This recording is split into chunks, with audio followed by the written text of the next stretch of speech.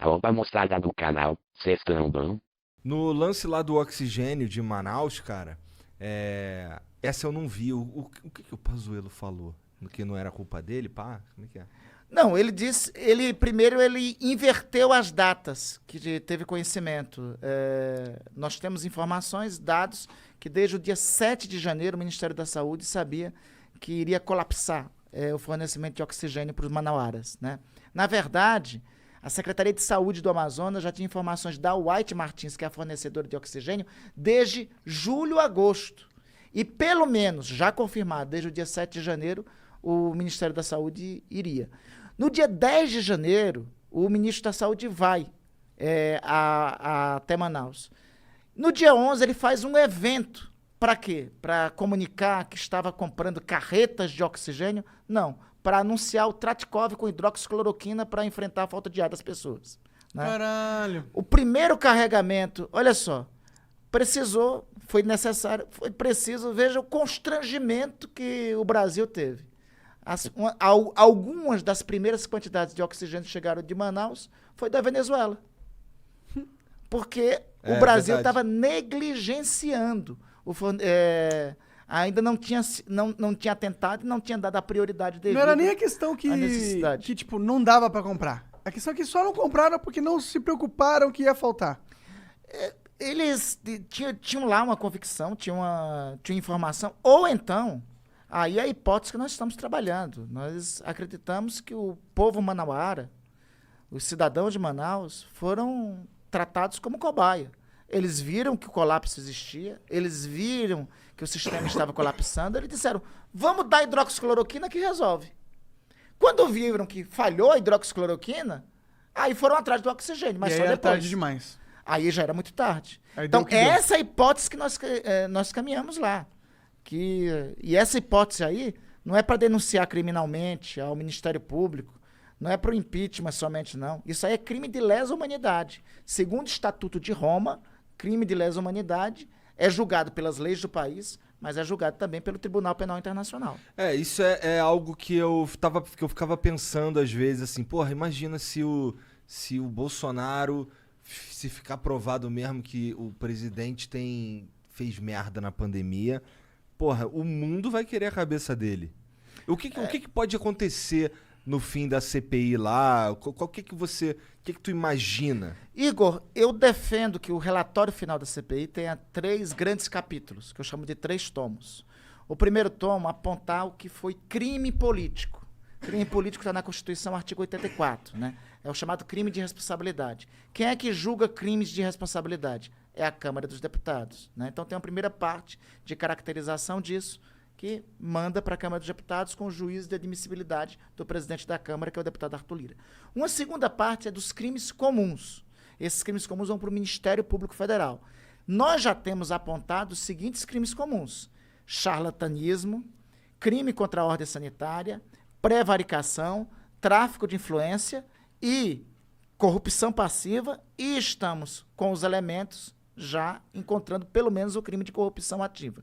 Então, esses crimes comuns vai nessa segunda parte do relatório.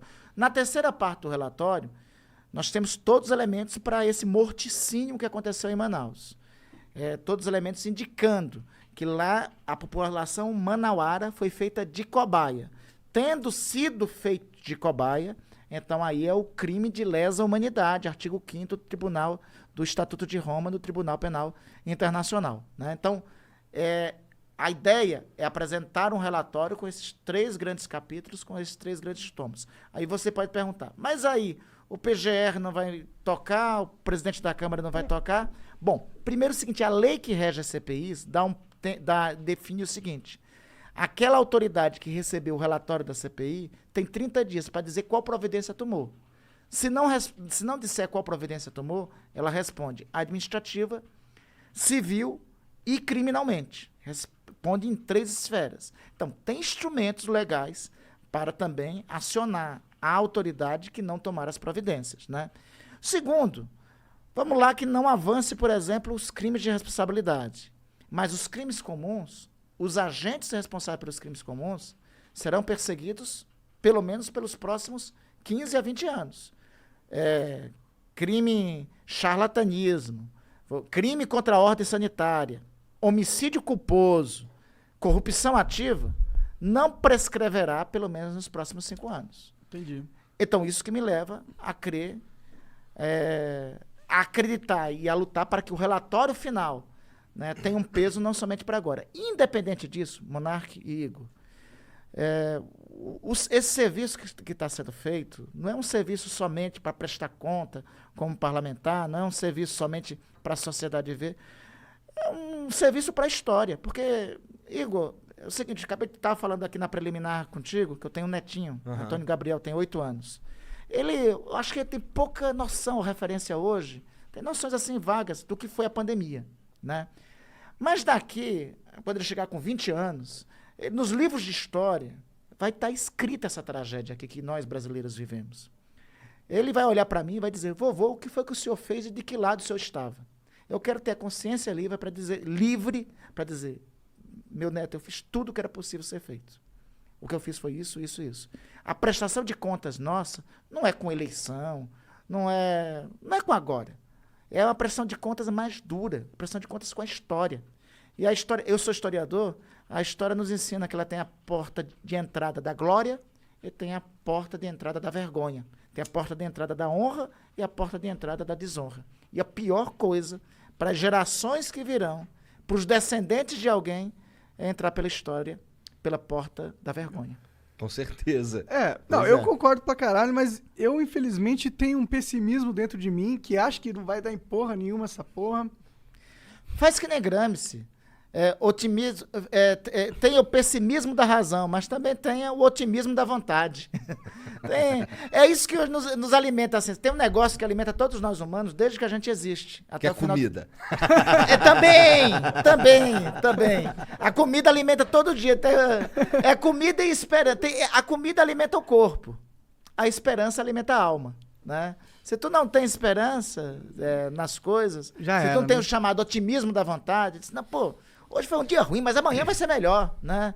Pô, hoje a pizza veio ruim, essa parece que tá boa, né? Mas amanhã, mas amanhã vem uma pizza melhor, vou escolher de outra. Então, a esperança é isso, é que faz a gente caminhar, né? A gente seguir em frente. Tá, tu diria, e assim, sem querer dizer nada, mas você imagina que vai sair muita gente aí incriminada da CPI? Eu acho que vai. Hoje eu tenho elementos para dizer que tem muita gente.